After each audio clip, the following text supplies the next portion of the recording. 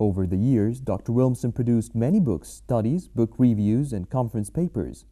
An outstanding contribution of his is the translation of Galal Amin's renowned book, Whatever Else Happened to the Egyptians, From the Revolution to the Age of Globalization.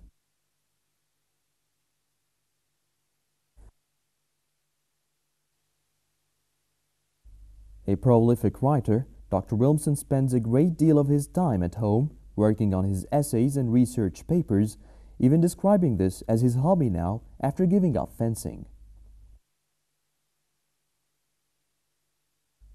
Although he speaks 8 languages, Arabic is the dearest to his heart. Studying Egyptian and Levantine Arabic, Dr. Wilmsen had his PhD in Arabic linguistics, and mastering Cairene Arabic, he now moves on to assess the terminological variations in formal written Arabic. Well, you'll read now in the popular press about the confessional stories of people who are studying Arabic. And one of the things they'll say, I've noticed this over and over again, they'll say, of course Arabic has its dialects and then it has its modern standard Arabic. And the dialects are as far apart as the Romance languages are. That statement about the dialects being that far apart is false. The impression that a great many people have of the formal written code of Arabic from the Arabian Gulf to the Atlantic Ocean and Morocco is that it is a single monolithic entity. And it turns out that that's probably not true, but no one has researched this, or not many people have researched this. And I am finding that there are, in fact, regional differences, which I like to call dialects, of standard written Arabic. And I'm now conducting a study on that, which I will be presenting soon, inshallah, in September of this year. For someone who dedicated a good deal of his life to translation, Dr. Wilmsen now has his eyes set on a new frontier to conquer. I've been working with some people who are involved in a huge project of committing all of the important books of prophetic tradition called Hadith to electronic format for ease of scholarly reference. And one of the things I would like to do eventually is to begin translating some of the important books of Hadith. The first 6 books are the important ones. As far as I'm concerned, there are no good, or very few good translations of the prophetic traditions.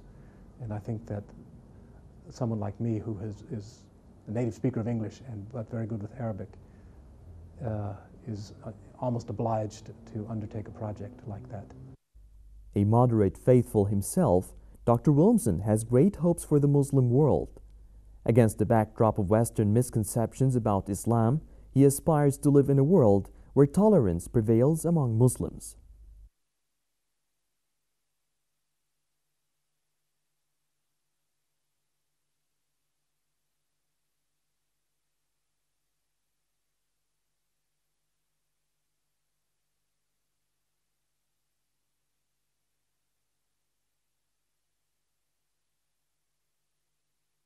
I think what I'd like to see, I would really like to see in the Muslim world, while I'm still alive, inshallah, is greater unity amongst Muslims, more tolerance of diversity amongst Muslims, and more flexibility. I'll tell you what I mean. First of all, we all must realize that we are all a brotherhood of the same faith, regardless of each one's individual point of view. And everyone is responsible before Allah for his own understanding of the faith and his own application of it. And we need to be able to tolerate differences amongst ourselves. Islam is supposed to be a religion of tolerance and a religion of flexibility.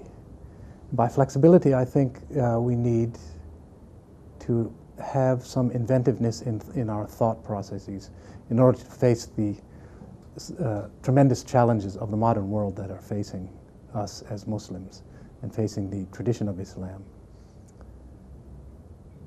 I would hope to see these things realized within my lifetime.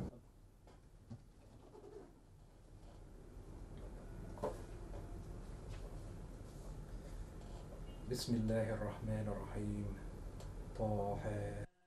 ما أنزلنا عليك القرآن لتشقى إلا تذكرة لمن يخشى تنزيلا ممن خلق الأرض والسماوات العلى الرحمن على العرش استوى له ما في السماوات وما في الأرض وما بينهما وما تحت الثرى وإن تجهر بالقول فإنه يعلم السر وأخفى